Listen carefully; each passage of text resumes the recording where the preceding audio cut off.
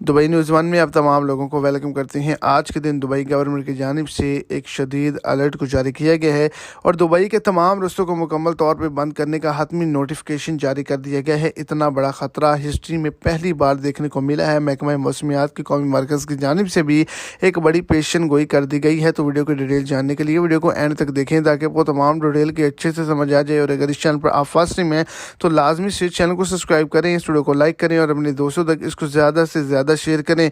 तो जितने भी लोग दुबई के अंदर मौजूद हैं या फिर अबू धाबी के अंदर मौजूद हैं, तो इन इलाकों के अंदर, इन शहरों के अंदर जो भी नशेबी इलाके हैं, पहाड़ी इलाके हैं, मैदानी इलाके हैं, इनके अंदर रेड अलर्ट को जारी किया गया है कि अबू धाबी के अंदर रेत का तूफान दाखिल हो सकता है। इसके अलावा दुबई के अंदर शदीद अलर्ट को क्यों जारी किया गया है? इसलिए जारी किया गया है कि शदीद सैलाबी बारिशों का जो सिलसिला है वो शुरू होने वाला है और बहुत ही ज़्यादा तबाही मचने वाली है, जिसकी वजह से गवर्नमेंट की जानिब से एक बड़ी पेशन गोई की गई है और आज से एक हफ्ते के लिए दुबई को मुकम्मल तौर पर बंद भी करने का नोटिफिकेशन जारी किया गया है।